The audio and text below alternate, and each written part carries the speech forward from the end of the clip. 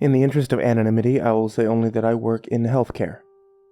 We seem to get more than our fair share of strange patients. One specifically had been on my mind lately. The girl in question, a recent admission, had a story disturbing enough to run through the interdepartment grapevine fairly often. Tired of hearing the same gossip repeated endlessly, I pulled and read her file, intending to debunk the rumors. I wish I hadn't. The following is a cleaned-up version of her personal written account. This is all a misunderstanding. Honestly, I'm fine. I am not the problem. There's someone else out there responsible for this. They're doing this to torture me. I shouldn't even be here. I've had some issues with my body image. That much is true. I was actually failing yet another diet when this first happened. We were out celebrating Becky's promotion. The 5 of us were at dinner. It was a really nice restaurant, but I can't remember which. And my diet willpower was running on empty. We'd all had a glass or 2 of wine, and by the time my salad came, I'd resolved to eat only half of it. And only that much so as to not cause any scene on Becky's night. The girls pestered me whenever I refused to eat. Still, I couldn't help but think that it was no coincidence that the skinniest out of all 5 of us was the first to get promoted. We'd all graduated more than a year ago, and the real world was like a slap in the face. None of us were really where we wanted to be, except Becky, of course. Hunger filled me with constant pain, and hating myself for it stressed me out to the limit. So when the waiter put cheese on my salad, I didn't stop him. I wanted to throw the salad away, to refuse to eat it, but I was so hungry. And then 2 bites in, angry, but putting on a happy face for the girls, I found a long black hair wrapping around pieces of lettuce. It immediately disgusted me, and I'd almost eaten it without realizing it. We got our meals for free, and the girls didn't even bother me when I couldn't bring myself to eat it. The hair had knocked out my hunger completely. I was on cloud 9 for the next day or 2. I wasn't hungry. I wasn't stressed. It was amazing. I thought I'd stumbled onto some great new form of self-control. But the girls thought otherwise. Or maybe just Becky. See, I was at lunch with Andrea when the hunger began to reach a breaking point again. Depleted, sad. I gave in and ordered a large salad. Andrea smiled and said something about being there for me if I needed to talk. I bet she was in on it. In my memories, her smile seems vaguely sinister and mocking, as if she was anticipating what was happening next. I found a fingernail in my salad, a fake red fingernail. Those things are disgusting. There's so many germs under fake nails. I know. Lunch was free again, but I couldn't bring myself to eat. The shock and disgust had again knocked out my hunger completely. Part of me was relieved and empowered. I was going on 2 weeks without eating, and this whole disgust thing was really helping me lose weight. But I'm not crazy or stupid. I know that you have to eat sometimes. Another day or 2 passed, and I ordered a chicken salad while at brunch with Becky. She kept gloating on and on about her new job, about how her boss was vaguely hitting on her. I hated her so much. Secretly. Even if outwardly I was happy for her. I was mainly focused on my salad, though. It was sweet relief. Finally eating. Until I bit down on something hard and squishy. I spit it out quickly, and I remember Becky's exact words. "Oh my God, is that a toe?" I remember staring at the thing as it sat on my napkin. It was mushed, ground up, red, and cooked a little, but a bone clearly stuck out of it.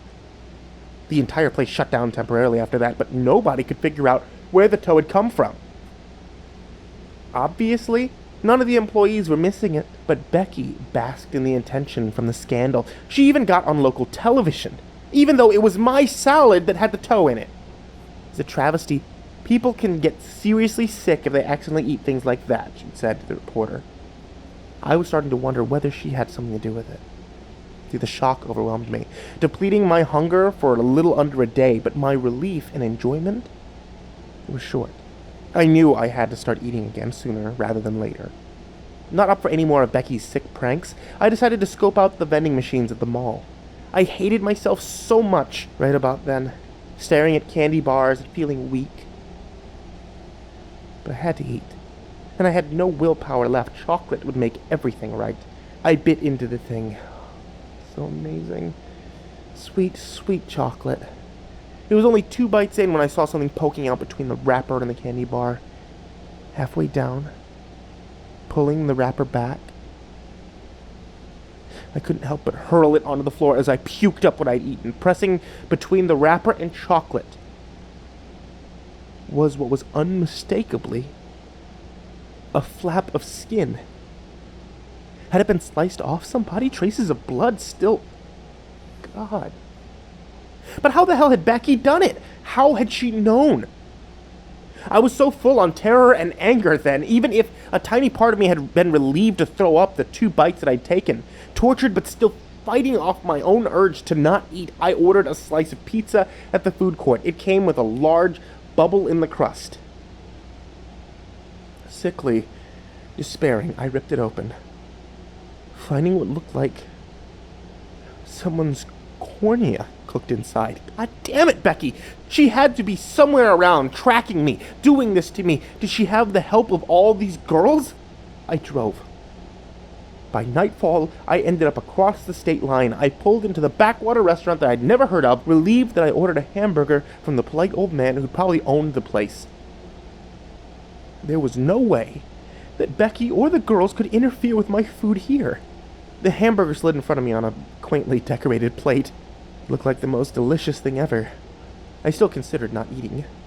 I still considered continuing my diet, and I hated myself for giving in. But I didn't want to die.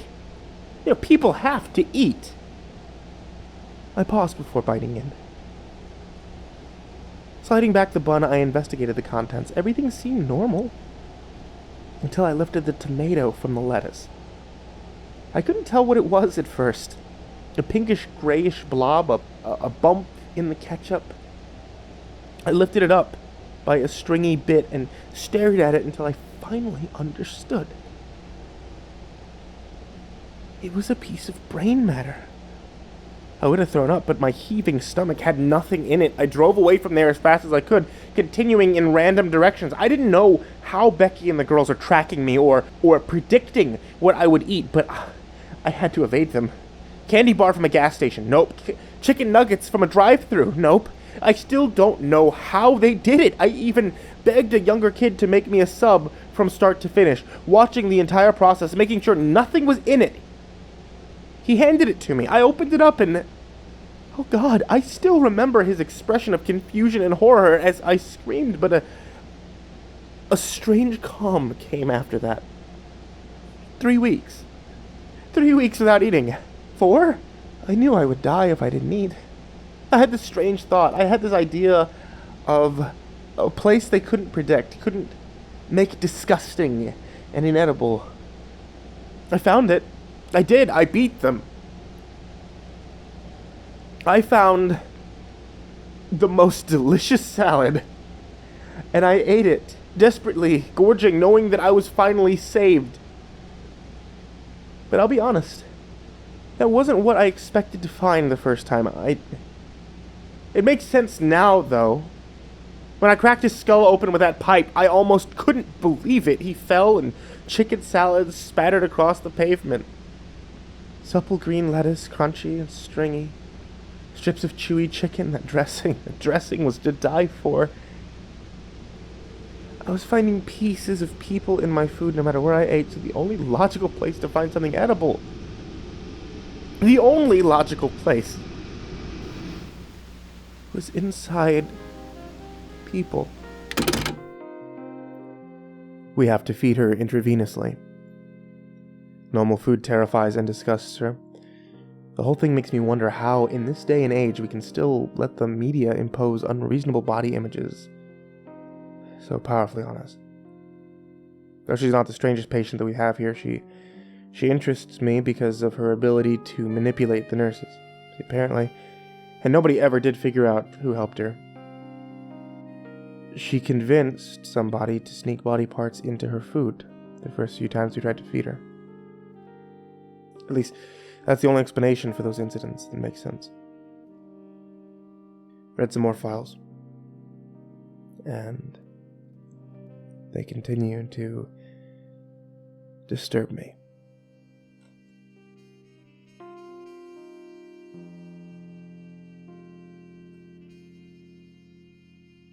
After delving into one of the patient's accounts, I become more aware of the bizarre array of afflictions that we contain here. And I'll be honest, I never really thought of the patients as people before. Crazy is a label that immediately dehumanizes someone, cutting them off from any sympathy or understanding. So there's one girl, for instance, who refuses to talk to anyone unless she's allowed to feel their temples for nerve fibers first, whatever that means. Other than that, and some mild paranoia, she seems completely aware and normal, but before, it was easy to write her off as just some crazy patient. I mean, see, I wonder what she was thinking. She refused to give any explanation for her behavior. The more I read their accounts, the more I realize that these are real people afflicted by tortures beyond mundane imagination. Last night, reading while on break, one man's words caught my attention. I know him. He's constantly depressed, resigned, drained. But now I think that underneath all that, it may be like any of us. It's just pained by this thing that grips him. Fine, I'll tell you. Just no more shocks. You promise no more shocks if I tell you. It doesn't make a difference anyway. I know how it started. It's obvious now when I think back. I was on the street walking with friends. We were drinking, heading to the next bar when some weird, disgusting guy with desperate eyes bumped into me. He smelled like sweat. Something else. But he spilled something on me. I got it on my hand, on my fingernails specifically. It was blood. He spilled blood on me. He froze. He seemed horrified. He said, "I'm sorry," he said. I believed him, but I didn't know what he was sorry for. He ran. Disgusted, I cleaned it off. I tried to forget about it. Nothing happened for a while. God, I remember every detail of that night, lying by myself in my crappy little apartment. How I miss it. A palace compared to your care. I woke up just before it happened. I gazed at my dark ceiling, feeling strange. I was curled up in pain, too shocked even to scream. I remember staring at it, not yet understanding how screwed I was. This long, bloody blade thing was sticking out of my shin. Where'd it come from? Someone stabbed me? I didn't understand. I reached for the phone, but seized with pain again as the blade moved. Another long, white, razor-like thing shot out, and the two separated, slicing an open line in my shin. I had sudden visions of the razors continuing, slicing me into sections, from the inside out. And now I kind of wish they had. I didn't have much time to panic. The slicing stopped. I stared, clutching my leg. 4 more bloody protrusions joined the first 2, and then it slid out. Shaking, numb from shock and pain, I felt a small relief that I wasn't about to be carved up, and that consolation vanished. As I realized something living had just crawled out of my shin bone. Dripping with my blood, scanned the room with 6 pearly eyes, seemingly carved from bone. It stood on 6 razor-like legs. The blades that had been eviscerating my skin about 2 feet high. It was much like a spider. Unexpected, it said. It had no mouth. How did it speak? Unexpected? I asked, numb and terrified. Who were you? Trembling and on the verge of tears, I just wanted it to go away. Nobody important. That was the wrong answer. It jabbed the leg back into my exposed shin bone, nearly avoiding the separated flesh and streaming blood. And I felt a sharp jab in my chest. I understood implicitly, horrified, that this creature's razor legs entered my tibia, but emerged from one of my ribs, a blade point pressed against my heart from the inside. Please, please, I begged, sweat running into my eyes. I'll do anything you say. I'll do it, just don't kill me. Acceptable, he replied. It withdrew its leg, and the pain in my chest went with it. You'll do as instructed or die in uttermost pain. Yeah, it's fine, I choked out, sobbing. It climbed back into my exposed bone, and then it was gone. Having given me no instructions, I went to the hospital to get my leg sewn up. Claimed it was an accident. It seemed like I had my life back. I was wrong.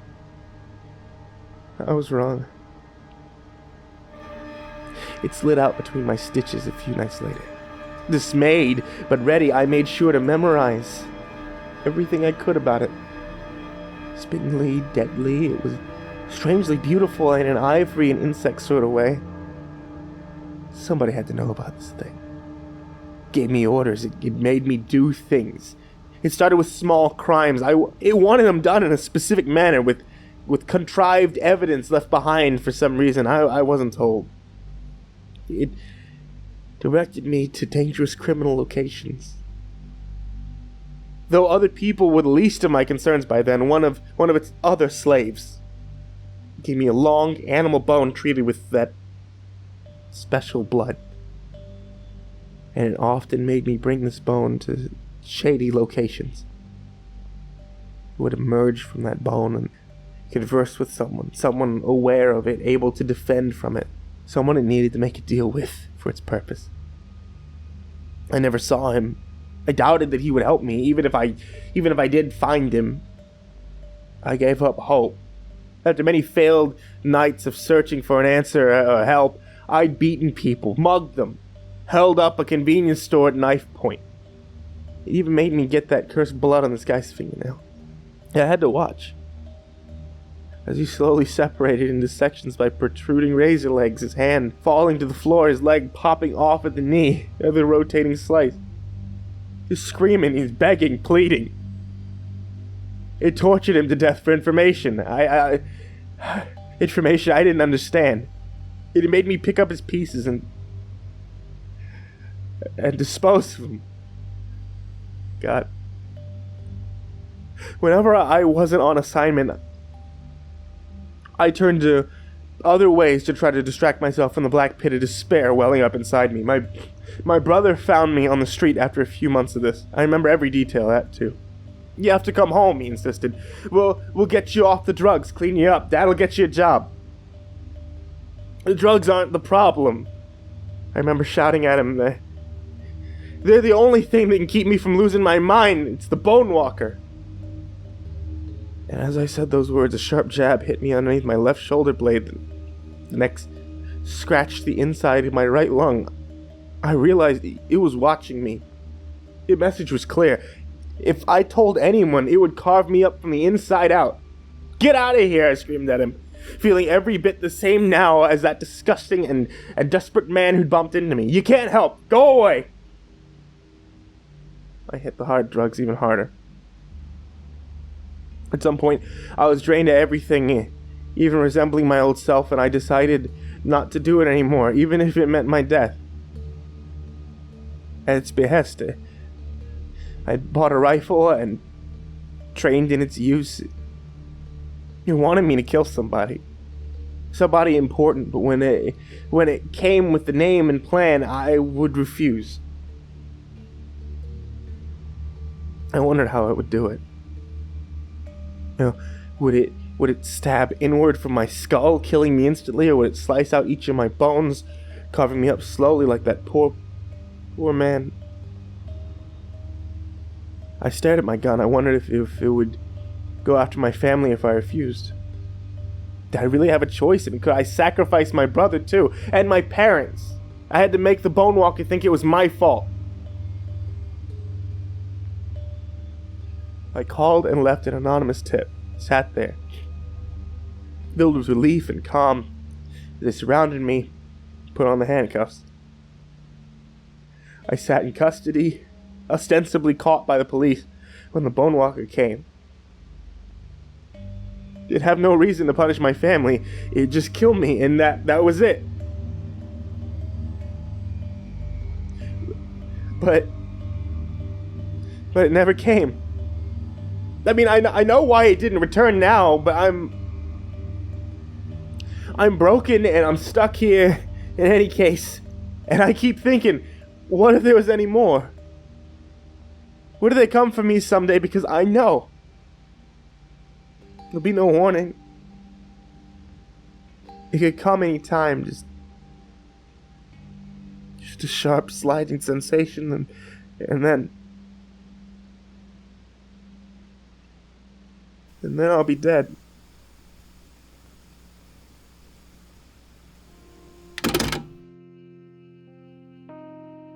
The thing that captivates me most about his account is that it's very similar to some ravings left by a man who died horribly a while back.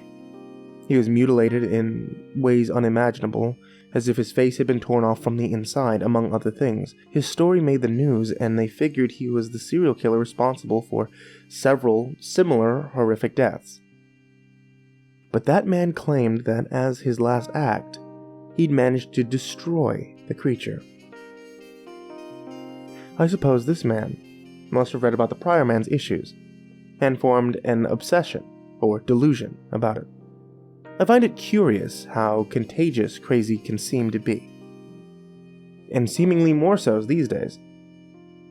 Starting to wonder if this place is truly run to help these people, or whether it's really just here to contain them. Like quarantine for a plague. Now I'm convinced something more is going on.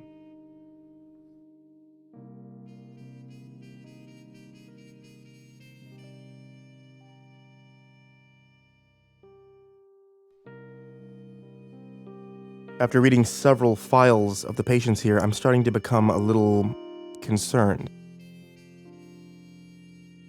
I have this notion that there's some sort of pattern here, but I can't quite define it yet. I'm especially concerned about the last male patient's claims that he's been shocked or mistreated. We don't do shock therapy here. Shock therapy would actually be possible treatments for severe unresponsive depression, which is exactly what he has, but we don't do that here. While reading through files last night, one girl's transcript leapt out at me. I know it's strongly part of the pattern I'm sensing, but I still can't quite put it together. That sound. Can I have some of that? The coffee. Come on, it's just coffee. Give it to me. All right, I'll tell you. But this better not be a trick, you promise? Where do you want me to start? Okay. It was class, honestly. Yeah, class. Think it's ridiculous that someone like me could have gone to college, fucker? It's actually how I ended up like this. My family's not rich. Bet that doesn't surprise you. We're not illegals, though. Just new to the country and not well off. I was the first in my family to go into a good college. My older sister screwed around in high school, but I worked myself half to death. I figured, once I get in, it's all set. I can relax. And then I actually got there. Everyone around me seemed so immature, so stupid. They partied all the time. They never studied, never did their homework, nothing. Half of them didn't even show up to class. The football players, they didn't even take the exams. I couldn't understand it. Did they have any idea how much college cost? I still don't know. My parents called me about 3 months in. I was taking over the maximum amount of classes because we only had enough money for 3 years between the family and the scholarships that I earned. I had to graduate in 3 years. That was the plan. They told me that my gran was sick. The family was going to spend the money on her health care. I said fine. That's great. I love gran. I was in denial for a little there. I thought, maybe I'll just get some scholarships. Maybe I can make this work. Student loans, maybe. The thought of all that debt terrified me. I would never, ever work off the amounts that they were talking about. My parents always said, we didn't come here just to live destitute all over again. A month or so out from the end of the first semester, I got an email about a scholarship that was considering me. I thought all my problems were solved. It was a full ride. But the deadline for an essay submission was the next day. No problem, I figured. I had a test and 4 classes with large amounts of homework, but I could do it. This was important. So I drank some coffee, stayed up late, fell asleep about 5 in the morning. The next day I was tired and uncomfortable, and I did a little worse on the test than I expected, but I got it all done. I got an email response to my submission that night. They liked my essay. I was so happy until I read that I was in the next pool. The next level required an in-depth analysis of an industry, 30 pages, and it was due in a few days. Had everyone else known about all of this for months? Had the other candidates had all the time in the world to finish the work? Since it was on my mind, I chose the student loan industry. That was probably a mistake. All I learned was how screwed I would be if I didn't get this scholarship. $100,000 or more for 3 or 4 years. And no rights, no bankruptcy, no protections. It was all worse than a loan shark deal. And from my neighborhood, I knew how bad loan sharks could be. I hit the coffee hard. A neighbor in the dorms gave me some pills, but I didn't feel good about it, and left them in my backpack. I got maybe 3 hours of sleep a night for the next few days, struggling to get through all of my classes, homework, and tests, and then also do this huge paper. I knew my classwork was suffering, but a few days wouldn't ruin my grades. And this scholarship was important. I was at my limit when I submitted that damn 30-page paper, burnt out, exhausted, and fried on a week of caffeine and no sleep. I slept terribly that night, but it was still a breeze through my pained body. I awoke to an email congratulating me on being one of 5 candidates remaining in the nation. I didn't understand that. Had they reviewed all the 30 pages overnight? Or had everyone else failed to get it done in time? Actually, maybe that was it. Maybe they only got like 5 papers because nobody else had the time. They wanted a graduate level thesis in 2 weeks. Oh, I spent that entire day stunned. I couldn't even comprehend the level of work required for this full ride scholarship, and it was getting into finals time. I think I almost broke down crying until I realized that I did have a friend in the graduate program. She agreed to meet me and helped me hash out exactly what I needed to do. She'd been working on hers for a year, and she expressed some skepticism about the scholarship competition that I was engaged in, but she said, better go for it. You don't want to end up like me. I've got so many loans, I'll never be out of debt. I struggled to maintain my composure in response to that. I mean, what? So if I fail to write a thesis in 2 weeks, I'll end up with a huge debt for the rest of my life? The pills in my backpack started to make more sense. They made it almost easy, actually. I went to class, I studied for finals, and I worked on my thesis. I did it all. Everything except sleep. Between the pills and the coffee, I felt horrible, but I was awake, and working 24 hours a day was all that mattered. I had to get that scholarship. I had to! I thought I could actually make the deadline, but halfway there, a week in, I could feel my body starting to give out. I hadn't slept well in a week and a half, and I hadn't slept at all in 6 days. And there was still another week to go. I went to my neighbor and asked for more pills. He was sick, sniffling, and talking to him filled me with disgust. He seemed gross. I mean, full of snot and spittle, and his eyes were all bulgy. I took the pills and I got out of there. I started doubling the dose, and then I tripled it. I reached a strange plateau of pained awareness and strained energy that kept me working on everything straight through the next week. I knew that what I was doing was dangerous, but I had to do it. It would be worth it. I was going to win that scholarship. I knew it. I hit a wall the day before it was due. Staring at the massive thesis I'd produced, just a few pages from the end, the most crucial portion, the conclusion, all escaping me. I couldn't form the words in my head. I couldn't think the things I needed to type out. I blinked a few times trying to get my head straight. I was on my laptop, in the library. I looked around in tired confusion. My dorm room, the library, and class, had all become a blur as my days without sleep melded into one another. It was night, and the library was quiet. Beyond the breathy exhaustion running under my every feeble movement, I suddenly felt uneasy. My own fatigued breath rasped and echoed in my head. That much I'd gotten used to, but now, alone in the library in the middle of the night, I could hear something else breathing. I saw nothing strange, but I had this hunch that I really needed to get out of there. I took the back way around the stacks, trying not to be seen. About 4 rows down, I heard a wet, organic smacking sound. My eyes burning from the sheer effort of looking around, I froze. Was there something in the library with me? My ears found it then, and it schlepped itself down the aisle a few feet. I peered around the corner. A strange, fleshy mass pushed itself towards me. Staring terrified, I tried to figure out what it was. It had these limbs, skin all stretched and flabby, and the whole monstrous thing pulsed with this throbbing. It was like a disgusting, glittering sack of flesh and pulsing organs, textured sickeningly, with hair poking out in random places, that wet smacking sound. The mouth and orifice into the horrific thing, bones sticking out from the gummy ridges inside. God, I remember every moment staring at that thing, and then it turned these white, moist protrusions at me, and I knew it could see me. It made a gurgling, wheezing sound and moved towards me quickly, and I bolted. Yeah, screw it. I'm a small girl. I ran like hell. What would you do?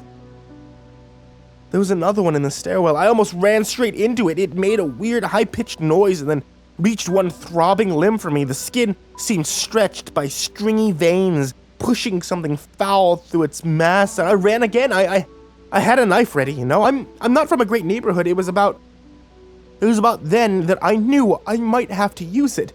These horrible creatures were in the library, and I had to escape it at any cost. I had to finish my thesis. Knife held out, I ran down and for the front door. Another creature stood by the door, shambling and rasping. It squealed as it saw me, its middle expanding as it drew in breath, preparing for some sort of attack, no doubt. Through the glass door outside, I could see a distant campus security uniform. Salvation, or at least help. I slashed the creature across the expanding middle, tearing the spongy flesh open. It seemed to immediately release all sorts of acid, quivering organs, red and brown and purple, and I couldn't help but puke, tears streaming down my face. I'd never seen anything so disgusting. Leaving the rupture sack of flesh on the ground, I ran for the doors. I remember that moment. I remember screaming for help. That uniformed figure came over, approaching me quickly. And it was one of them. I stabbed that one too, sliced it up, and ran for my dorm room. I'm not sure what I was thinking. I was fully awake from the shock, that was for sure. I finished my thesis while covered in blood, and I submitted it. They came for me, maybe an hour later. I can't remember it, but apparently I was just sitting there, smiling, and I hadn't even tried to sleep. But you know the rest. And you people tell me that I had an episode, that my filters were fried, and that I was just seeing humans the way that they really look without familiarity or recognition. It doesn't make me feel better. I still see tissues and pulsating stringy veins, throbbing organs, and a loose sack of flesh. When I look at myself, you stay behind that mirror, keep me isolated, and I'm still broken. What if I never get better? Keep my family away, keep my gran away. I can't see them like that. God, I'm so tired. Now give it to me! Going over the poor girl's transcript, I had a vague flash of memory. This girl was a recent admission. I ran to our mailroom and checked the shredder trash, and I thought I'd seen something, and it was there. Someone had sent her a letter to this address. It arrived before she did. Hadn't made any sense at the time, and I'd only randomly been the one to do the mail that day, due to a nurse's sick day. Congratulations, the piece said. You're one of the 3 remaining candidates. To qualify for this next round, please submit within 3 weeks a 4,000-page. And the rest of the typed letter was shredded away. I couldn't find the envelope or any relevant names or contact information on the pile of paper strips beneath. It's no matter. That was enough. Something was going on, and this was proof enough to start some sort of investigation. Interesting, the chief of medicine told me, reading the pieces. He leaned back in his large leather chair. This does match the story you told me. I think there's something bigger that's going on here, I said. What's it matter? He replied, quite serious. There's more to the story than she's crazy. Doesn't it warrant investigation? She still sees people as monsters. Still carved up as security officer and a classmate, he replied. So someone played a prank with this scholarship thing. She's still the one that didn't sleep for weeks and gave herself brain damage. Why aren't you more interested? I asked, growing a little angry. This is something. At the very least, we uncover some sort of dangerous fraud scholarship. That's not our job. I suddenly clued in that he was absolutely not going to help or condone further investigation in any way. Yeah, you're right. I'm sorry, I lied gracefully. He smiled. He liked to be right. On my way out, he said one thing. I've heard reports that you're engaging in some sort of odd behavior yourself. Reading files late at night, that sort of thing. Don't get too close to these patients. Don't regard their stories as anything other than fabrications of obsessed minds. Why? I asked. Afraid crazy is contagious? Quite stern, he set his jaw and gave no response. My comment had been flippant, but his grim response gave me pause. I'm now convinced that something more is going on, not just with these latest girls, but with other patients as well, and I'm starting to wonder if we have something to do with it. I'm now certain we're involved in something very dark.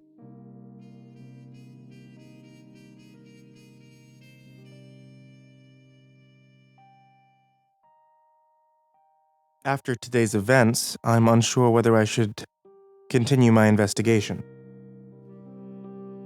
I resolved to speak personally to patients rather than just read their files. I had the notion that if there was some agency working against me, possibly involving the chief of medicine, I should find patients without written or oral accounts. Only those furthest gone have refused to give statements, but I'll be the only one to know their stories, and that will put me a step ahead. I decided to start with the most heartbreaking patient we have. For several months, he's been unresponsive to any attempts to help. I can't imagine being in his situation, but I have seen him recently responding to the nurse that takes care of him. Oh hey, I haven't seen you. I meant to say thank you for handling the mail for me when I was out, she greeted me, smiling warmly. Caught off guard, I only managed a weak response. Sure thing. I was always slightly flustered around her. For anonymity's sake, I'll call her Claire. She was one of the prettiest nurses on staff, and I could see how our most unfortunate patient might open up to her. You know, this might sound weird, but I have a favor to ask you. She seemed skeptical and a little wary, but she relented. She was also quite successful. She and Mabel, a much older career nurse, both set up the room for the recording session. It's not that the patient was dangerous, in fact, quite the opposite, but his special condition merited extra observers, just in case. Claire even brought us coffee and handed a cup to me personally. It's nice that you're taking a personal interest. The other doctors couldn't care less. I gave a sheepish smile and turned slightly red. Thanks. I immediately grimaced when she turned away. I felt like an idiot schoolboy all over again.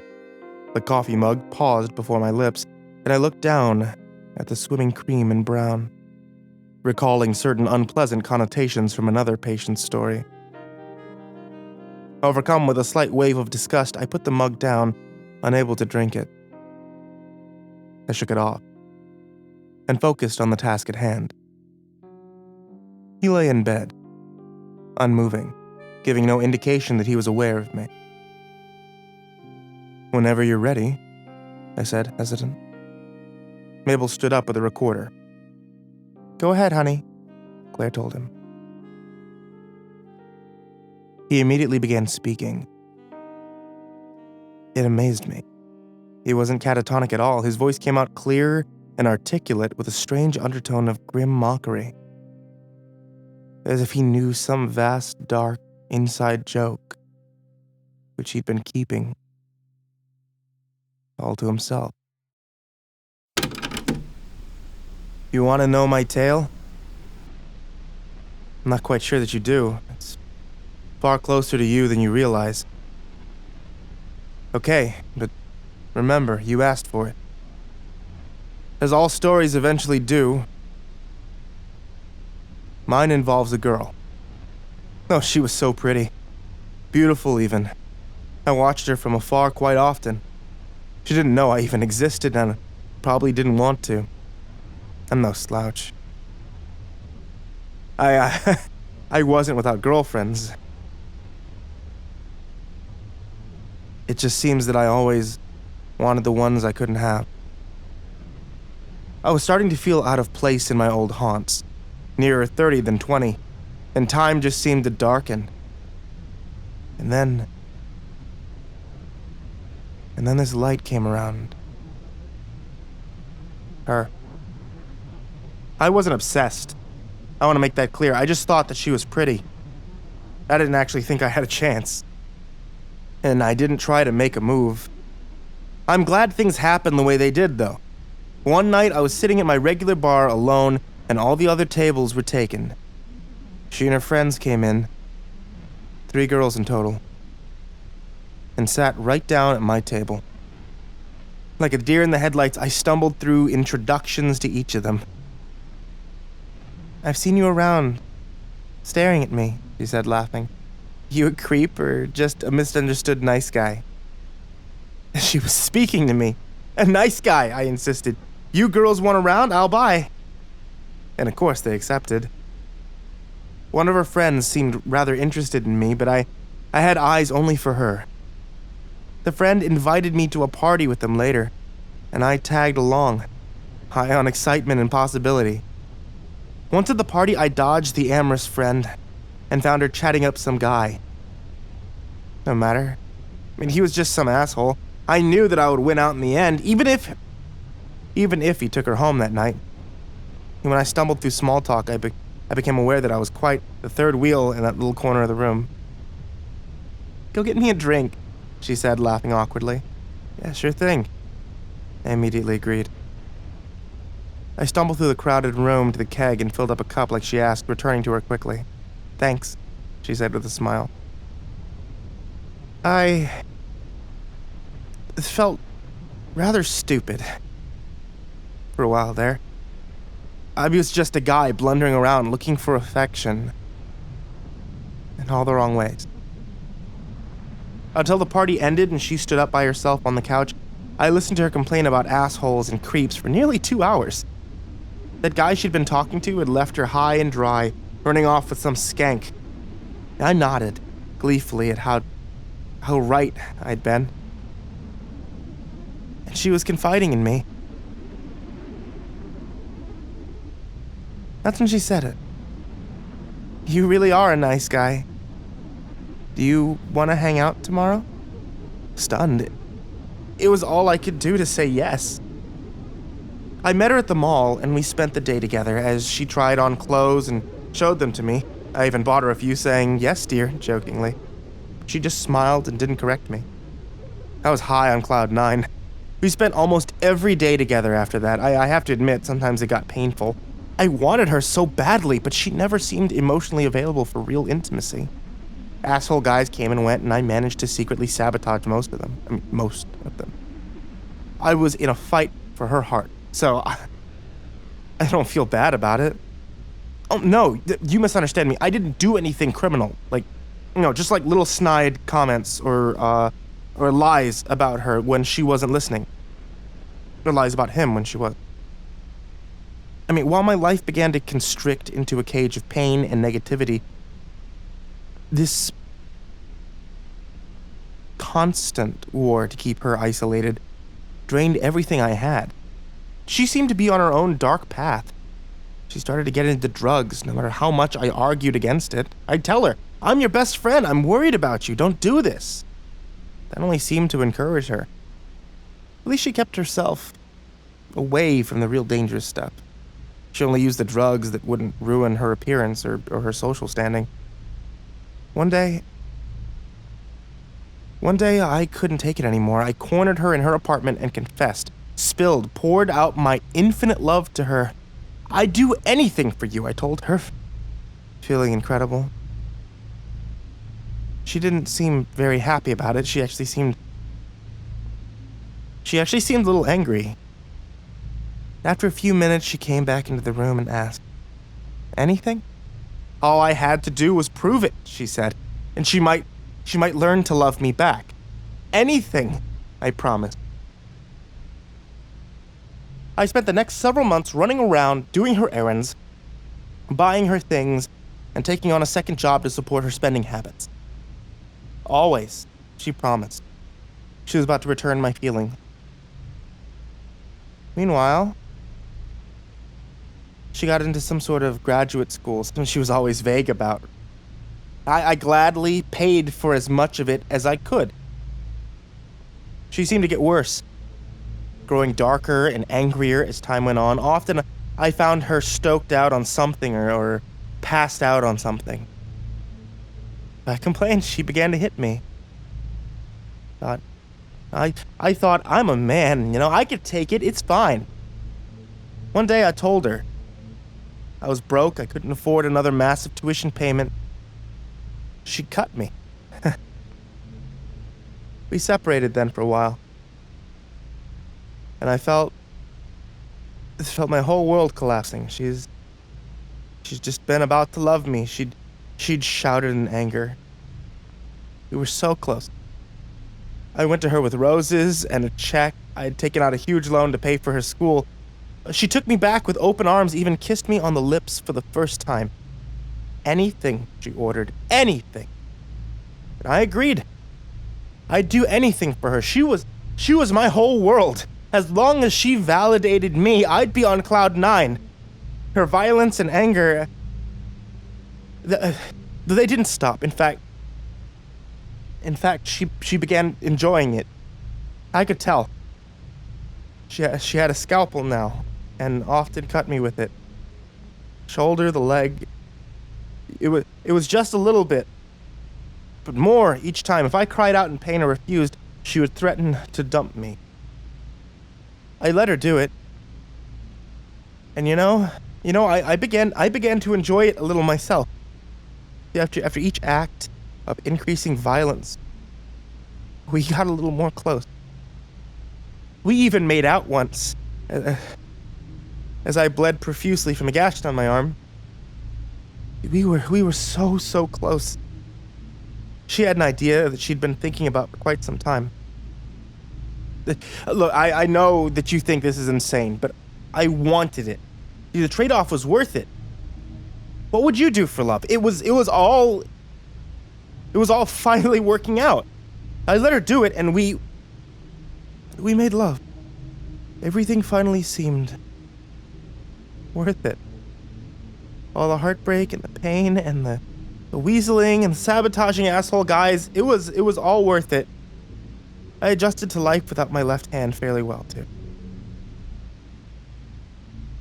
It's surprising how many laws there are to help disabled people out. Of course, things broke down again after that. Without my left hand, I lost one of my jobs. She dumped me again for a bit, screaming and raving that she was halfway done with graduate school. I promised her I loved her. I'd do anything, and she She told me to prove it. She took my entire left arm this time. Amputated at the shoulder. It turned her on enough that we were sexual together for almost a month. I mean, that was the best month of my life, I'm telling you. And then, you know how things go. Relationships go up and down. And I figured I was far too invested to quit now. I was terrified of losing her after literally putting an arm and a leg into the relationship. No. I really was horrified of losing her. She told me that no one else would ever love someone like me. Not with those mutilations. And I knew she was right. Eventually, I gave up my other arm and leg to prove my love. Our bond was permanent by that point. I knew that she would always take care of me. Now that I had permanent, large disability payments to give her. I couldn't help but scream when she sewed up my eyes. That's what the neighbors heard. That's why they called the police. Those bastards. I had the perfect relationship, the way I always wanted it. She loved me. And they tried to ruin that. I stared at him, dumbfounded. I'd always wondered how he got that way. Blind, just a torso, a head, and a mouth. But the true story was beyond comprehension. This was insanity. I could see it, feel it tangibly for a few scant moments, not some reflection, not some chemical imbalance, but humanity wants, needs gone too far.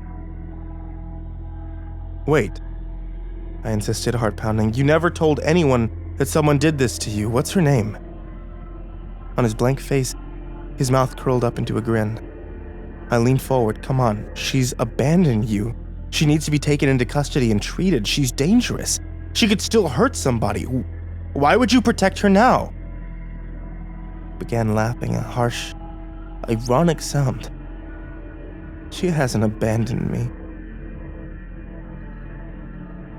I looked to my right, intending to look to Mabel for suggestions, but she was passed out. Coffee dribbling down her shirt. My body seemed to react before I consciously had any notion of my true level of danger. It was the high squeal that alerted me, a split second before I turned and stumbled back in one swift motion, avoiding the electric shock clamps that had been about to hit my head from behind. They sparked lethally as they touched where I had just been. She came for me. I shoved a food tray and stand at her, knocking the charge clamps from her hand. They snapped to the ground. She came again, a flash of silver barely missing me, and I pushed out hard. Falling onto the floor, I scrambled away as Claire lunged at me, her scalpels sticking through the middle of my left hand. Jesus Christ, I screamed, suddenly rushed with adrenaline and red rage. Possessed by the strength of sheer survival instinct, I pushed against the knife and her, slamming her back against the opposite wall. I pulled back to hit her in the head, but she was already out. I tied her up, wrapped up my hand, thankfully not horribly injured due to the scalpel's sharpness, and checked on Mabel. She was alive, but drugged. The room was in chaos, littered with blood and medical instruments. Lying in the bed, limbless, blind. He kept crying, asking for his Claire. I'll admit, my lip quivered, I shook, and I couldn't help but let some tears slide. Overwhelmed, I didn't know what else to think or do. She'd just tried to kill me. I couldn't even have imagined what she would have done to Mabel and I if she'd managed to drug us both and tie us up. The coffee. She drugged the coffee. And I'd only avoided it because of the girl's story. The next hour was a blur. I ended up in the chief of medicine's office, filled with righteous anger. I want to know what's going on here, I demanded. How the hell could we have missed this? How did Claire serve on this staff so long without anyone realizing, even I? What? The chief asked. turning his head slightly. Even you, what? I'm going to the police, I responded, changing the topic. He raised his lips to a subtle smile and swept a hand over the phone. Go ahead. I reached for it. You're not going to call the police, he continued. And how do I know that? He waited. How? I asked. He continued immediately, almost interrupting my single word, because you yourself have been engaged in obsessive behavior exactly the same as any of our patients. You stay up late at night reading files, you're convinced there's a pattern or conspiracy, and you're starting to take their stories seriously without any evidence. I felt a pit grow in my stomach. The only difference between you and them, he said softly, is a label. One word. Crazy. And absolutely nothing you do will be taken seriously. You will never leave here.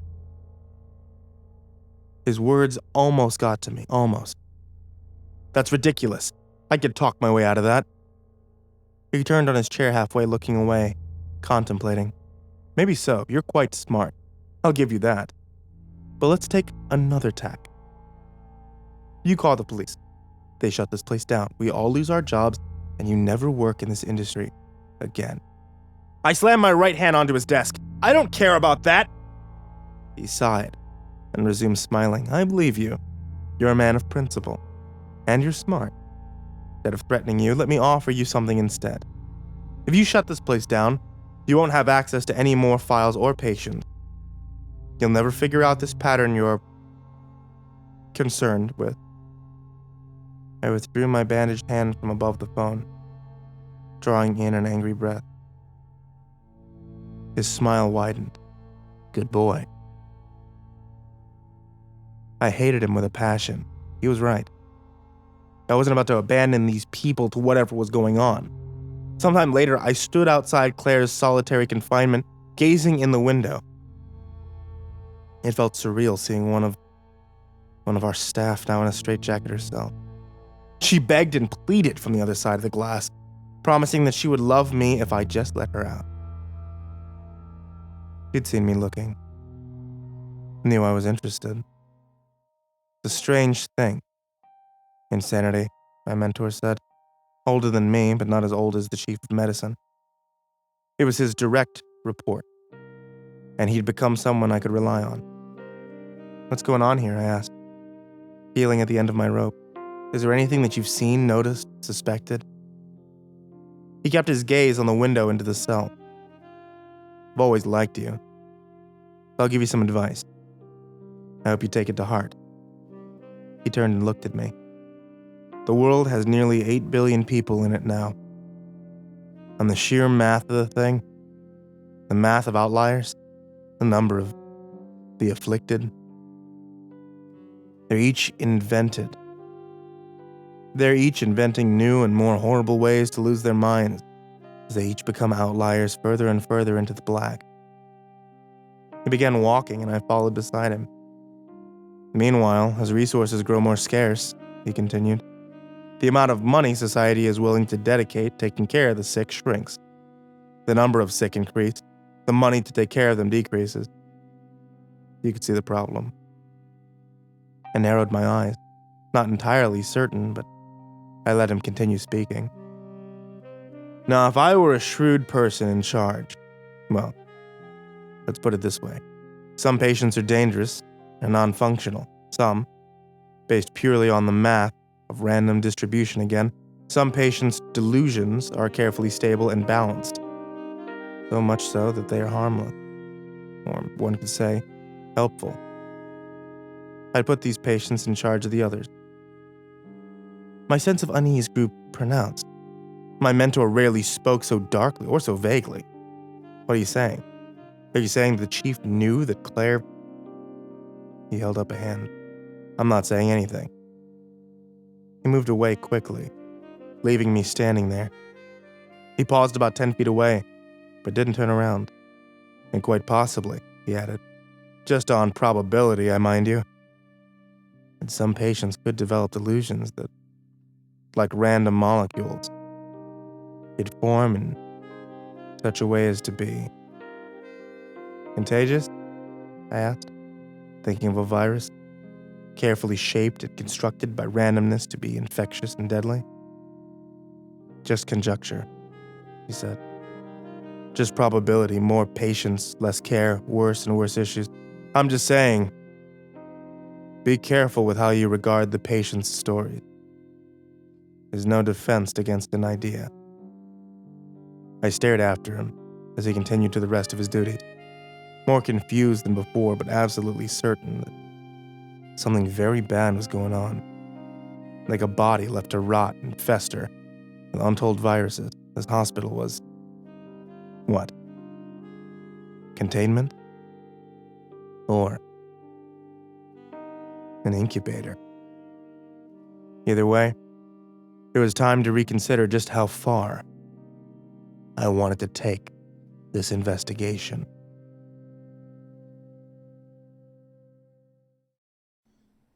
What is the nature of insanity? As of late, I've contemplated this question far too deeply. I find myself standing in the hall and thinking of the sun, which I haven't seen in many days. I've been spending all my time reading files and financial documents. I can't determine where the back-end mess of shell companies and legal fictions lead. The controlling interest in this place cannot be precisely located, but that might just be a sign of the times.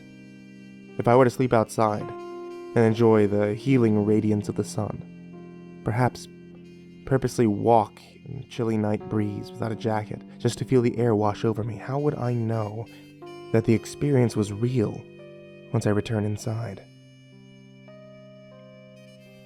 The only proof any of us have that the rest of our life exists are memories. If you can't trust your memories, what can you trust? It seems curiously relevant to me that one's entire structure of reality comes down to a series of mutable mental factoids. Perhaps that's what happened to these people, that they're not fundamentally broken on an organic level. They're all there, all functioning, all thinking, but through a series of decisions, their reality became quite dark and painful. Except for one. One story doesn't fit. After finishing my other duties, I went straight to him. I used my practiced calm but stern tone. "You left something out." He sighed and looked over at me, saying nothing. The despair in his eyes was breathtaking. "I read your account in your file," I continued, making sure to impart compassion and urgency. "There's something missing from your story." His brow lowered slightly. "How did you know?" I thought of the pattern the rest of the patients followed, and how his didn't fit. It's not important. I'm here because I care, and I think something bigger than both of us is going on. I need to know the rest of your story. His face scrunched up. I thought he was smiling, but then he sobbed. Tears flowed down his cheeks. "You believe me? God, please tell me you believe me." Well aware of my mentors and even the chief of medicine's warnings about how I regarded the patient's ideas. But I needed to know. "Yes, I believe you." He sobbed more deeply and curled over in profound relief. I'll tell you. I lied about how it happened. I wasn't just walking on the street with some random bum spills blood on me and then the bone walker comes out of nowhere. No, it was me. I sought it out. My life was already taking a dark turn. I was nobody. Ignored by everyone. I was just some guy, no college degree, nothing to his name, no family to speak of, and no connections. I felt left behind by the whole world. People were constantly afraid of me, unwilling to give me a job just because I had a record. Don't think I didn't notice when other people held themselves closer at night as I walked by. Addicted to milling drugs. Not the real killer stuff, mind you, not yet. I often moved among the city's underbelly. The only place that would have me, see. There's drugs, yeah. Brutality, too. Anything you want. Orgies, even. But you don't want to be a part of that, believe me. Those people, they had a desperation about them.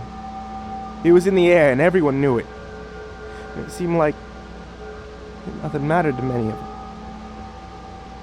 The Bone Walker was a whispered rumor among them. There were some users that didn't need to work, didn't need to put on the facade of a normal life. They had a backer. Lucky bastards, we called them. Every hopeless pariah eventually gets to this point where the initial money, the initial will, the initial life, that's all gone. I hit that point. And I turned to that thing. It wasn't for the drugs either. In fact, I cleaned up quite a bit. It was the power. People answered to me. Screw with me, you die. All I have to do is get some of that special blood on your fingernails or your teeth, and my backer cuts you up from the inside out. It liked to do that, you know? It treated us like pets. The money was great too. I hated being sliced up every time it came calling, yeah, but that was a cost to doing business. But then things got serious, and I realized I was more of a slave than a pet. See, some of the things that it forced me to do. I have nightmares. At first, I didn't understand the greater picture. We'd all gotten in over our heads because there was nobody else to turn to. And once you have a record, once you're on the street, it's over for you. Bone Walker took advantage of that. It had more than enough willing recruits to create a network and army. It took a lot of whispered conversations with other slaves to figure out that we were part of something far more disturbing than just our own private hells. Our master wasn't the worst thing out there. So we were the good guys, fighting the good fight by any means necessary. Can you imagine that? It just wasn't good for us personally because both society and the Bone Walker viewed us as expendable. You know why I'm in this bed? Why I'm so depressed? Think about it. If I was afraid of dying at any moment, I'd live it up. I wouldn't sit here, in this room, alone, no. Just the opposite. The Bone Walker's dead, man.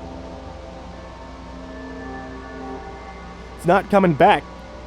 That idiot killed it. I imagine doing it that way sometimes, crushing it up in a pile of treated bones so it wouldn't know which way it was out. So it'd get torn up as the bone shattered.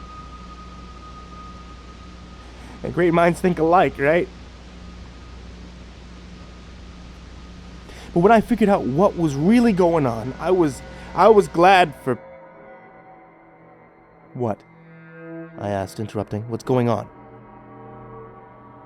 You mean you don't know? He froze, staring at me with trembling eyes.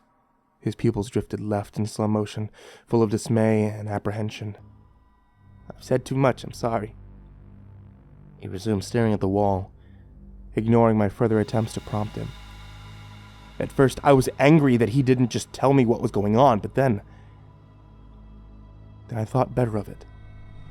For a moment there, I'd actually believed him. I'd let his story become real to me. I was taking too many risks with my own mind. No, the Bone Walker could not be real. His addiction was, though. The underbelly, the criminal acts, all of it, that was the kernel of truth I would take from his story. I hinted at a larger picture, an air of desperation. And bad choices. He fit the pattern now. Staring in that hallway, I couldn't help but stare down one wall and back up the other. Every single door imprisoned a patient who had chosen their way into madness and despair. Their own needs, taken to the extreme, had ruined them all. I didn't know what it meant, not yet, but it was a major red flag. Actually, I walked to the end of the hall, nodded at Mabel as she passed, no harm done from yesterday's temporary drugging, thankfully, and I halted outside of one door I hadn't tried. I watched her through the square glass aperture, allowed a pen and paper due to her non-violence. She often wrote at great length. Curled up in the corner, she wrote even now. She was one of the few patients who I had no story for, no testimony. For politeness' sake, I knocked. "Come in," she called. She continued writing as I entered. "Hi," I began. I know the drill," she responded, continuing to write. I hesitated. "Can you put the pen down?" "I've never hurt anyone. I'm not about to start." Accepting her statement, but still apprehensive, I kneeled down. She reached both hands up and felt around my temples, and then back down around the curve of my head. "Sorry," she breathed with a note of disappointment. "I can't talk to you." "Are you sure? I want to help. I think something is going on here in this place." She made no response, turning back to her scribbling. "Can I at least see what you're writing?" She ignored me. Picking up the papers, I looked at a few. They were not gibberish, not exactly, but filled with streams of consciousness, paragraphs, and carefully practiced script, with a few strange errors. I waved my hand in front of her face. She still made no reaction. My jaw dropped. "Are you blind?" She took in a sharp breath through her nose, but still made no reply. "Okay. Ignore me," I told her, "but at least tell me why you're writing all this, if you can't read it. What is this all for?" She gave me only a single word. "Practice." Her answer was simple, but profound. I left her to her devices, contemplating her possible backstory. If she knew how to write, and she was practicing it, that meant she was able to see at one time. She had not always been blind. What could that tell me? Had she too somehow gone from a normal girl to a quiet, blinded patient who refused to talk to anyone who didn't pass her inexplicable ritual? It seemed very unfamiliar at that moment. A normal life could derail so badly. All these people, they were all normal more or less, and made enough bad choices to end up here. There was another blind patient without a backstory. Oddly, he'd had at some point, but the file was destroyed or lost. I passed through several sets of doors, heading for the farthest wing. They kept him at the very end. I peered in at him. He stabbed out his own eyes with a pen long ago. He sat in the far left corner of his cell, his eyes closed, but his position indicated that he was awake. I couldn't imagine his level of boredom. He refused any electronic, became quite violent around such devices. In fact, a television or even a radio might have alleviated his unended darkness and solitude. I honestly couldn't fathom spending every day just sitting there thinking, trapped in my own head. I saw a tiny bit of white sticking out from under his leg. I rushed through the halls, filled with a sudden hunch. Mabel. She stopped and turned. "Thank you for yesterday. My husband would be lost if anything happened to me. Tottering old fool." She smiled. "Sure thing," I almost said, but hesitated, remembering how that twisted, limbless man and I had both said the same thing to Claire. The words held a shuddering alleviation for me. You're welcome, Mabel. Do you know any nurses who are bringing papers from one patient to another?" "How's your hand?" she asked, suddenly nervous. I looked down at the bandage. "Fine, but about those papers." She donned a frustrated expression. "They seemed to like writing to each other. He was just sitting there alone. I felt sorry for him. I didn't mean any harm." "It's fine," I told her. "I'm not looking to get you in trouble. Do you happen to know anything about what they're writing?" She explained some of the minor details that she read. just to check. She wasn't about to pass death threats or other rudeness, she said, and once I understood, I hurried back to the end of the far wing. "I can hear you," he called through the door. I frowned, watching him subtly adjust to hide the papers he was sitting on. I entered after a moment, letting him think I didn't know. I wondered how he read them at all, until I realized that he could probably feel the pen's effects on the paper, like an engraving. Interesting. I stood, halfway into the room, giving him some space. Although blind, he made an effort to look in my direction. "You're not like the rest of them, you know." "What do you mean?" He frowned and then gave me a weak smile. "You don't walk like them." He was right. I'd been walking quickly, with energy and concern. The other staff took their leisurely time in the halls. It was just a job to them. It had become more than that to me. "Are you willing to tell me your story?" I asked, sitting cross-legged near him. His smile widened into a mocking grin. "It's pointless." "Tell me anyway." "Do you have a cell phone?" he asked. I shook my head, but then realized he couldn't see the motion. No. It could interfere with medical equipment. "A pager?" I looked at my belt. "No," I lied. Good. "Been having headaches lately, friend?" I blinked. I had, actually. I'd been sleeping little and poorly when I did. The on-call room did not offer the best sleeping conditions, and it had been the center of my extracurricular activities for the duration of my investigation. I'd chalked up the headaches to my fatigue, and I'd been downing increased number of painkillers. No headaches," I lied. "Oh." He seemed vaguely disappointed. I figured that paranoid schizophrenics like him enjoyed guessing little things because it hinted at some greater mystery knowledge they might possess. And being wrong was not something he enjoyed. "Fine," he said after a moment. "I've got nothing better to do." "And then you'll leave me alone?" "Yes." "All right.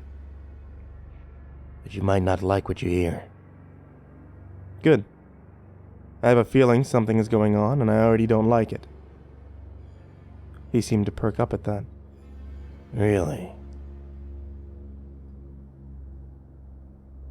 I didn't finish writing the day's events before something else happened.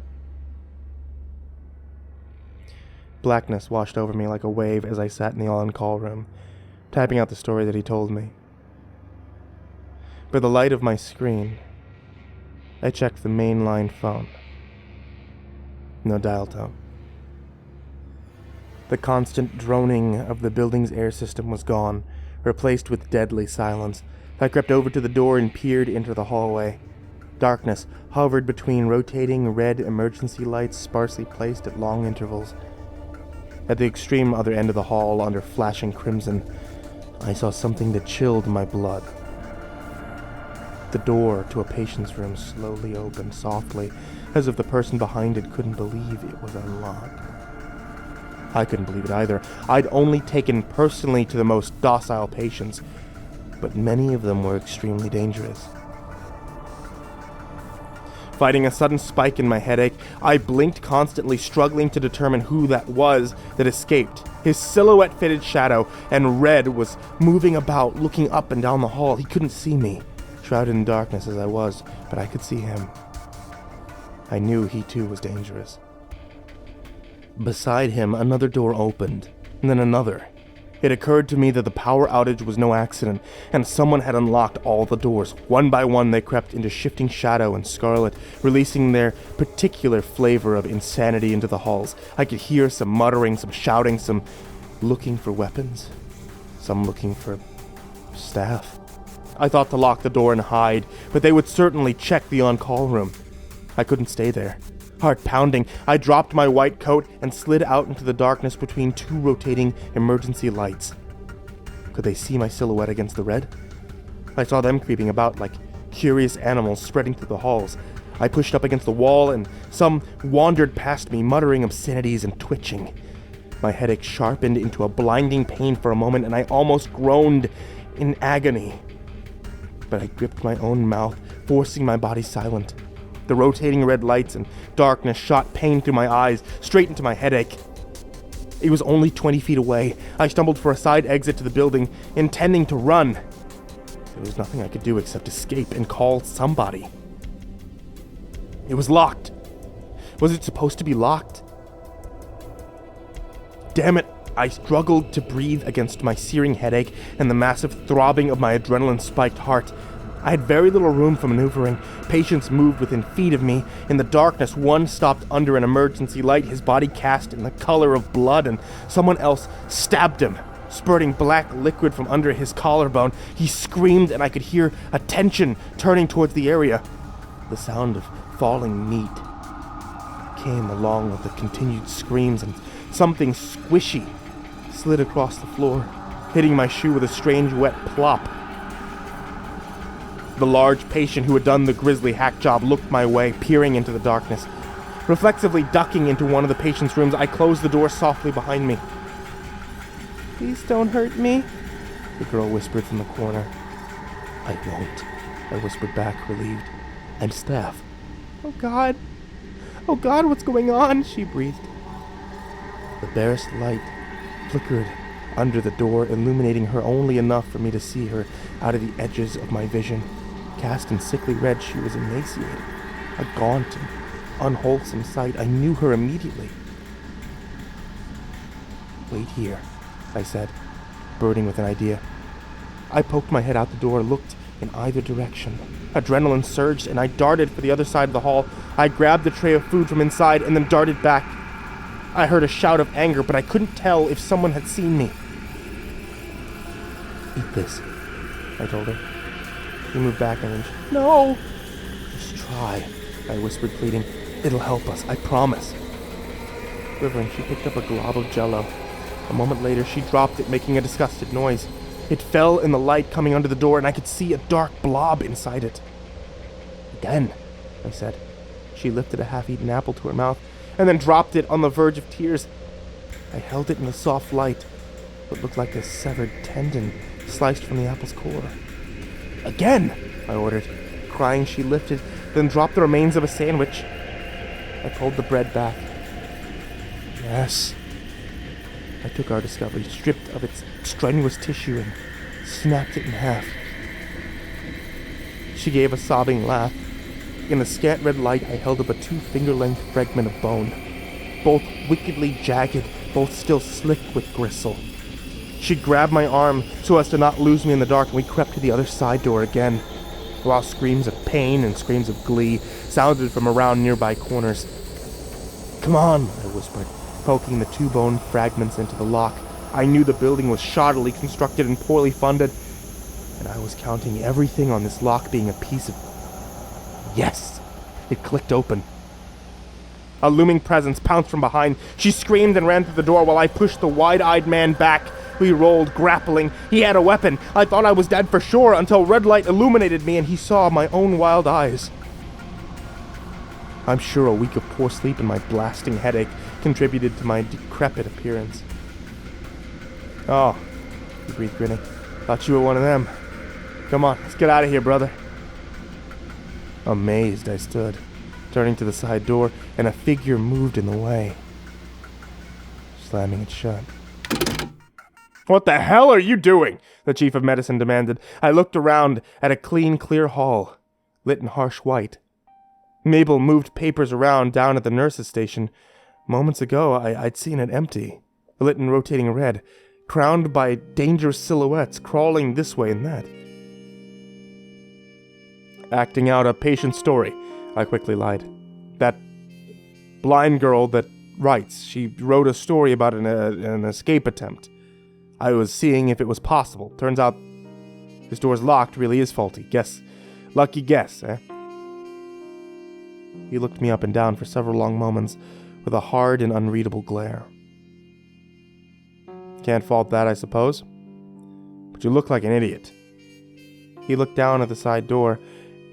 And I'll contact maintenance, have the lock replaced. Nice catch. Go take a day off, you look like hell. I nodded and bore a smile as he walked away. I watched him talk to Mabel and then proceed around the corner. Strange that I could hear distant screams in the halls, each being cut off one by one, as if the surreal delusion was taking its good time fading from my mind. What the hell had just happened? Had I suffered a waking dream due to the exhaustion, or did someone, afraid of my progress, spike my pain pills? Dumbfounded, I wandered back to the on-call room, finding my white coat on the floor and my laptop unharmed. Was I losing my mind? I couldn't help but notice that I now fit the pattern that every other patient here had fallen into. Not so far gone as them, but certainly working my way there. The only difference seemed to be that I had real evidence and a real pattern. Something terrible was really happening, but was that the same way they'd all felt?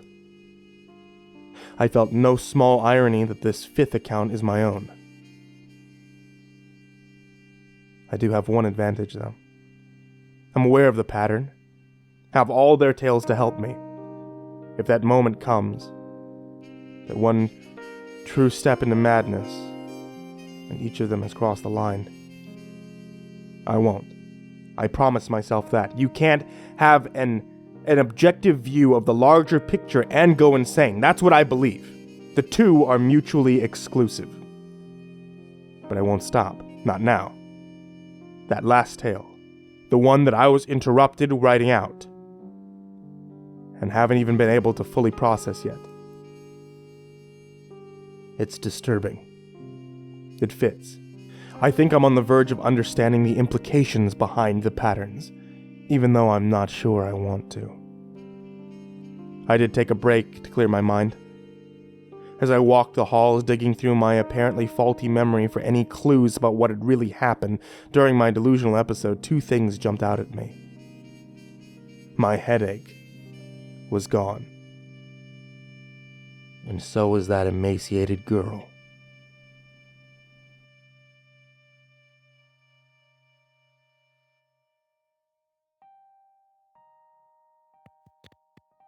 There's a certain allure and enjoyment of the game itself. Win or lose, you're still playing, still making move and countermove, full of energy and action.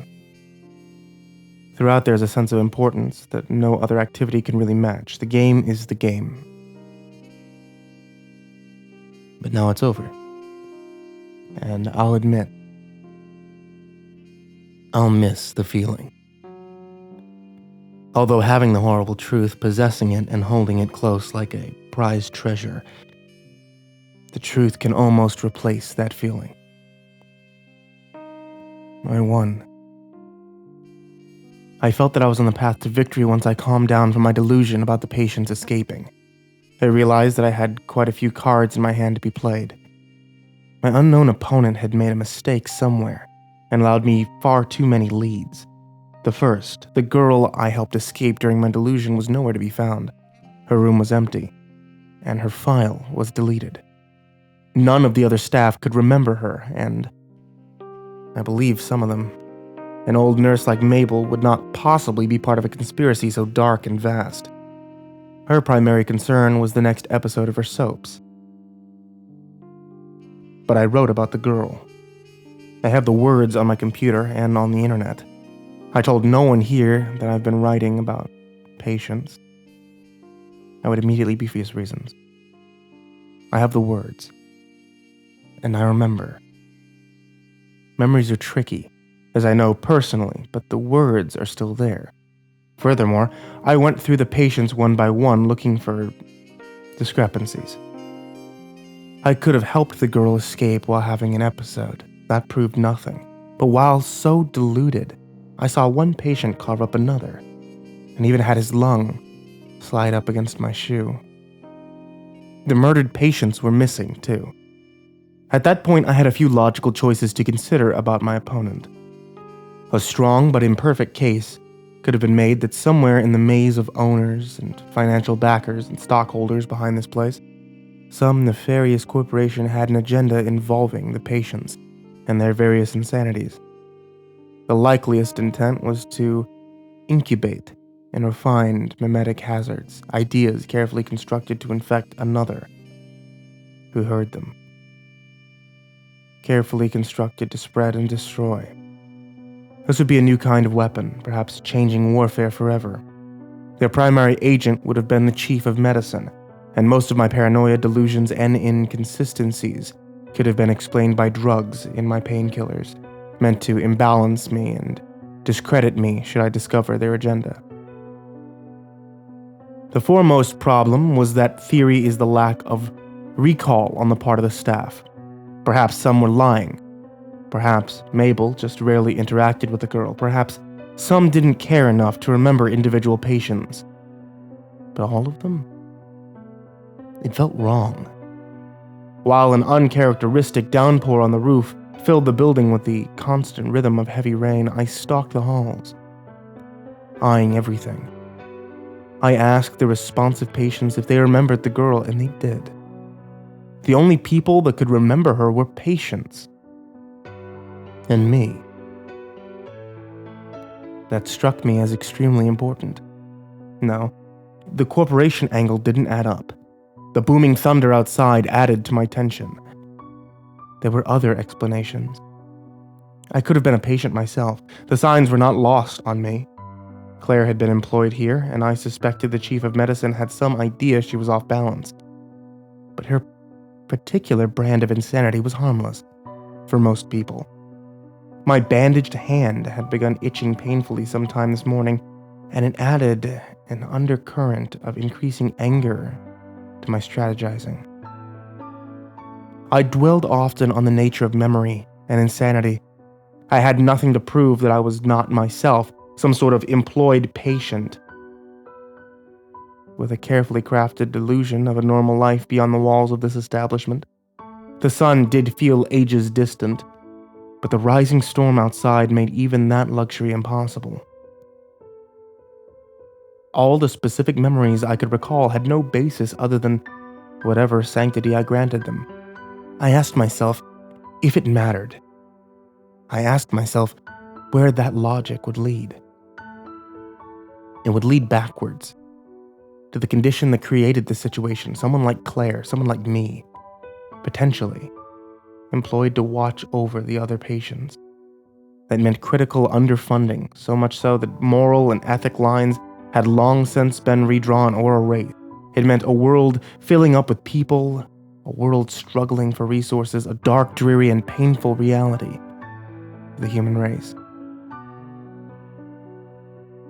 That was a situation with no enemy, and thus no victory. Humanity would suffer increasingly as the population rose, and only some great disaster or rupturing of morals would offer any salvation. Adding to the strength of that theory was the story of every patient here. The pressures and brutalities of society had pushed them all in this direction. Perhaps it was society itself that was insane, and these poor men and women were merely the most unfortunate victims of that derangement. That notion felt right. But my being insane required a crumbling society, while reversed. The existence of a crumbling society did not necessarily mean I was insane. These tracks had consumed my investigation, but I had been given a third option by the last patient I interviewed. He was a tale of deception and control, and it profoundly disturbed me. I'd been interrupted writing it up, but the more I thought about it, the more the pieces seemed to fit. A sudden spike in the intensity of the rain reminded me of something. Then it hit me. I'd read his story before. I'd read it on the internet. His file was missing from here. Had someone else read it and put it up? Or had he done it before his admission here? The details would have been lost to time, so I decided not to pursue them. It was the greater framework that was important. I began to entertain an expanding notion of reality, hypothetically. If the Bone Walker had been real, if it had been fighting some worse force on a grand scale. Was that force also my opponent now? What was its concern with me, with this building and its patients? I had seen absolutely no indication of any outside force. I remember stiffening then. I stood in the hall next to a window spreading rain-dabbled shadow patterns on the floor, knowing implicitly that I had hit upon the first iota of the truth. Evidence was the deception. It had me delving in every direction except the right one. Unable to fully comprehend the massive idea building in my head, I made for the blind girl's room. I found her sitting in a different corner than before, but still writing. As I entered the room, my bandaged hand began to itch distractingly, and my headache returned.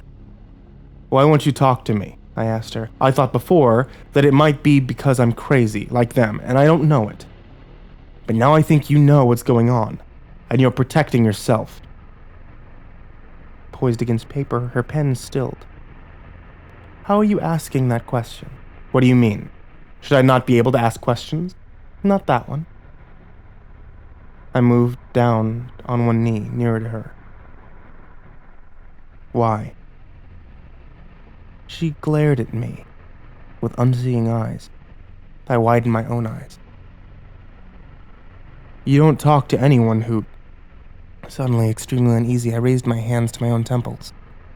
Gently feeling the skin near my eyes, I searched for an abrasion. The sensation was disconcerting.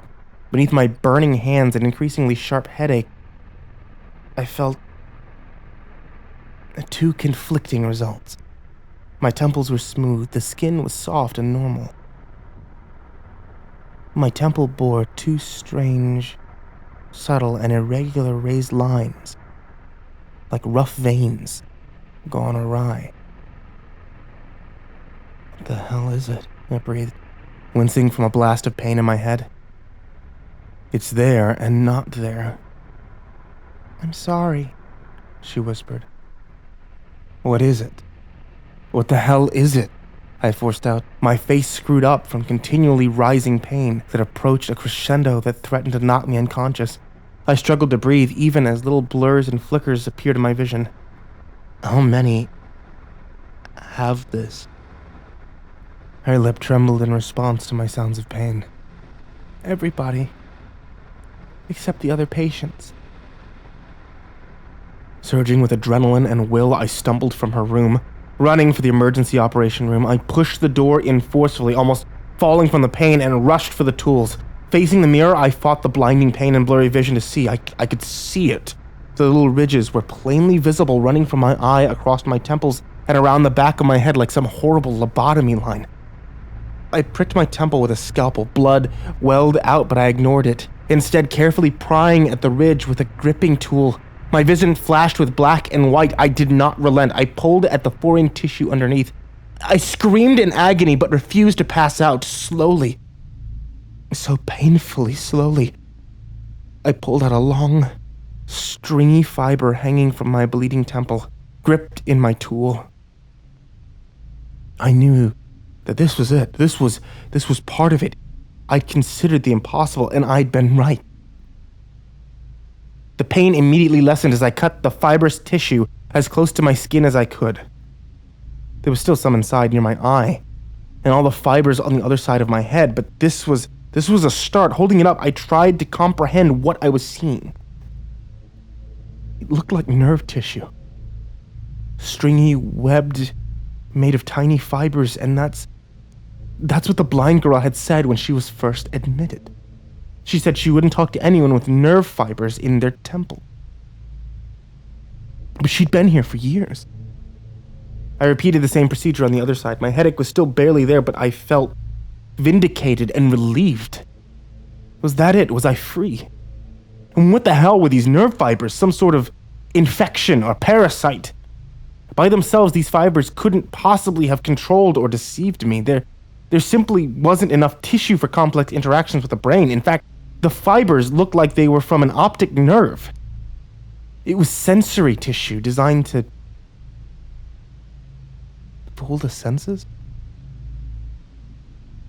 That made a sick sort of sense.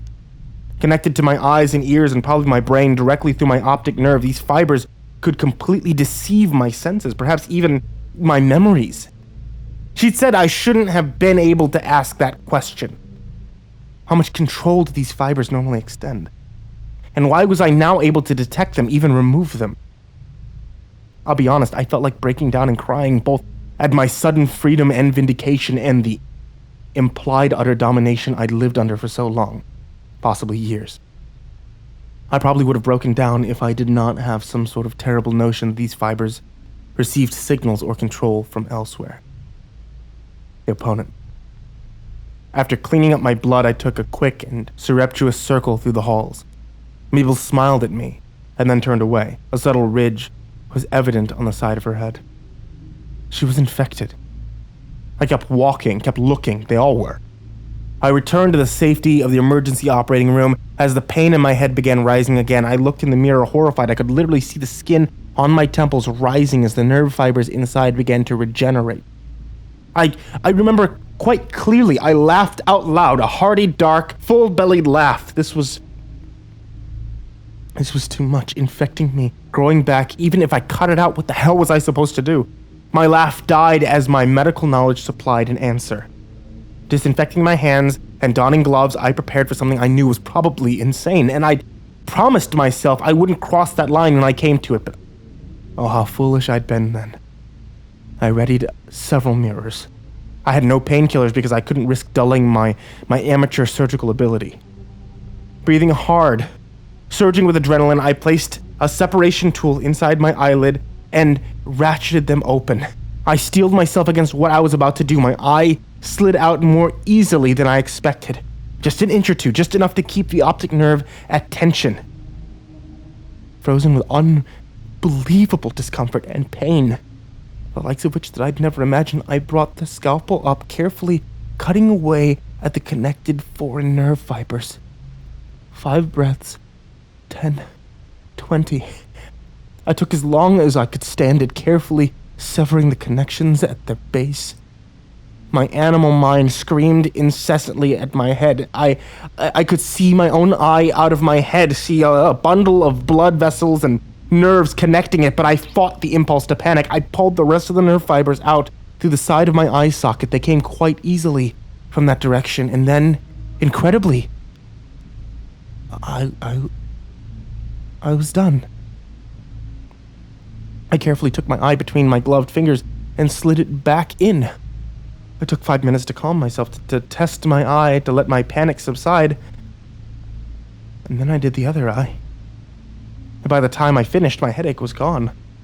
The nerve fibers did not regenerate. I'd gotten them all.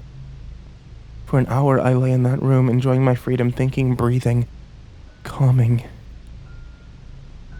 Where did these nerve fibers come from? There was unmistakably a will behind the ongoing deception. Who was it? What was it?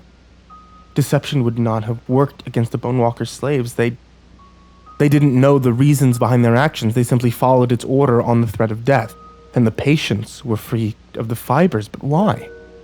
The illuminating realization struck me that the reason was quite possibly the same as it might have been for society. Containment. The people here were dangerous, and their insanities even more so. Maybe all the explanations shared a common thread. The world was dark and grim, growing overpopulated, as my mentor had said, creating increasingly virulent and dangerous insanities on the sheer weight of numbers and probability, and maybe this other force, whatever had infected people with nerve fibers and used deception for some purpose, the next step was obvious. I wouldn't want my nerve fibers connected to a brain full of delusion and virtuous ideas. I wouldn't want those ideas broadcasting through my network of nerve fibers-controlled slaves, infecting them, ruining them, destroying them, and possibly freeing them. I was losing my mind. I knew it then, quite certainly. The painkillers, the exhaustion, the obsession. I'd let the other patients' delusions get to me, regarding their ideas as increasingly real, and there I was, free. That was why I could now see the nerve fibers, why they constricted around my skull, why they fought me at every step. It was ironic, really. The doctor becoming the patient, growing insanity, bringing reality. But my stories were on the internet. His story, the male patient that had stabbed out his own eye, his story was on the internet. How was it that the opponent allowed such a thing to happen and spread? Was it the same notion that kept the patients here, contained and under control? It couldn't identify the ideas, couldn't regard them without understanding them and becoming infected. I laughed, often, alone in that room as the logical steps increasingly fell into place. There's no defense against an idea. I walked back into the hall a new man. I was free, and there was nothing the opponent could do. He could no longer regard me, no longer think of me. I must not exist to it, because to acknowledge me would be to think of me, and then understand me, and then become infected. I had the black and hilarious notion that the nerve fibers would probably have left me of their own accord at some point, and I allowed my descent into madness to continue. "What did you do to yourself?" the chief of medicine shouted. Seeing me from down the hall, I heard him call urgently for orderlies, but thunder obstructed his first shout, and I ran. The side door's lock had been fixed. Damn it, I used my keys, unlocking each door as I passed, releasing the patients. As a distraction, I heard the orderlies shouting and organizing somewhere nearby. I had a sudden idea as I passed the maintenance room. It was easier than I expected. I flipped the circuit breakers, and all the lights went out. As I emerged back into the hall, strangely at home, in darkness and rotating red emergency lights, the only sounds were the rain slamming against the roof and intermittent thunder. Strange. I'd imagined this. Or not imagined this the night before. No, this time there was rain. I grabbed my laptop from the on-call room, slung it over my shoulder in its bag, and ditched my white coat. I stuffed as many snacks from the vending machine in my bag as I could, promising to pay it back someday for the broken glass and the cost of what I took. The screams and grunts filled the shifting darkness. I could hear staff members shouting and trying to find one another. I could hear patients muttering, somebody screaming in pain. I smiled as I crept through the darkness. The confusion was working perfectly. Thunder shook the building as I approached the main door. The area was empty as the orderlies contended with the escaping patients. I was free. "Wait," he called. As I put my hand against the door, I could hear rain slicking the other side. "Don't do it." He was my mentor. "I've been following your actions as best as I could," he explained, concerned. "That patient at the end of the far wing, we keep him back there, attended as little as possible for a reason. Remember what I said to you?" I stared back at him, ready to bolt through the door, but willing to hear him out. "This psychosis, it's infected you," he shouted over the grunting and screams of the back hall. "And I know you believe insanity is a choice. Choose to stay, to remain here, to be a part of the staff and real life." I turned away, ready to leave. "What's out that door for you?" he asked loudly. "What are you going to do? Run? Hide from society? Hurt people for whatever reasons you've come to believe?" His reasonings and compassion made sense, perfect sense. I hesitated. Was I really that far gone? What if I did accept that reality? Whether some entity was deceiving me or not, life was decent enough, right? This was the moment. I felt it out the door. It was de facto insane, at least compared to whatever reality society brought as true. Here I was one of them, a staff member, accepted, normal. It made too much sense. It was too perfect. "It's you!" I realized, practically screaming it. Lit in the crimson, he shook his head, confused. I didn't expect the opponent to reveal itself just because I'd figured out that it was speaking through my mentor. No, his body's reaction was perfect. Deceptively real. Thunder boomed and I pushed out to the rain, running for my life. Life will be better.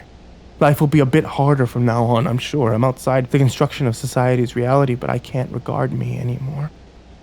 Can't think of me, without risking itself. I'm free to move undetected and ignored. For the most part, I think I'll change my name, get a job, put on a facade of normality, and operate from behind a mask because it must ignore me. So the only people I have to fool are other humans. can't stop my ideas, which I realize to the world like the virus they are. We are all being deceived, every one of us. I saw the true nature of the world once the rain started. I could see what really happened to us. I was on a hill, outside the city when the clouds parted, and the blessed sun finally brought long-sought relief. I'd seen indications of the truth as I ran through the rain, but the darkness and water obscured the extent. I stood and looked down on the city. Growths hung high between buildings, street lamps, and trees, thick ropey fibers, nerve fibers. It infested most everywhere, wrapped around the trappings of civilization like a strangling vine. I had a flash of understanding then. This infection's stretching the world over, most certainly. Nerves, neurons, brains, interconnected, deceived, a similar network to the internet itself. The entity may have begun as just an idea, a meme, a mutation somewhere, and spread from there, and now it was a massive parasite on humanity. I could feel its past influence on me now that it was gone, and I understood what it wanted. More. It wants more people, more brains, more stress, more consumption. It loves caffeine, it loves stimulants of any kind, but caffeine especially. It wants you to drive more, it wants you to eat more, it wants you to consume and reproduce it as it guides the human race towards some dark and unknown goal. While the pressure it creates humanity wants humanity's only needs sharpened to the extreme, crush whole swaths of people underfoot. Whether it be body image or desperation of being poor or on the street or financial slavery to massive debt or the need for affection or, in my case, the basic desire to believe that suffering is not the only normal fundamental nature of life. Whatever your stress, your weakness, it'll grind increasing numbers of us up and push us past our limits. For it's society. It's us. We're all expendable. But today is the day of our resistance.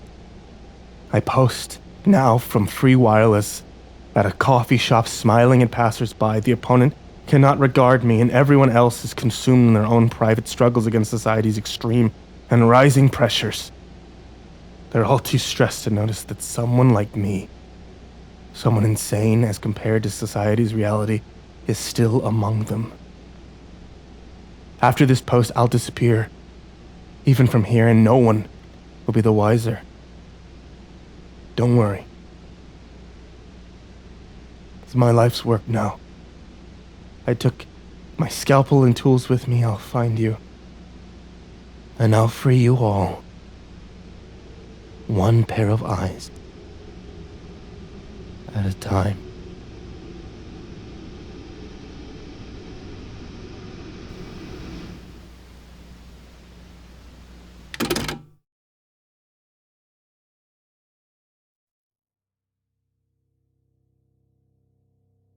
Hey there, kids! It's me, MrCreepyPasta. Thanks for listening tonight, and before you go, I just wanted to remind you about the CreepyPasta Collection Volume 2. It's the second book in our series featuring incredible authors like Michael Whitehouse, CreepsMcPasta, and the lovely lady of the night, Madame Macabre. The book is available now in paperback and digital on Amazon, Barnes & Nobles, and any local bookseller. Enjoy, kids, and sweet dreams.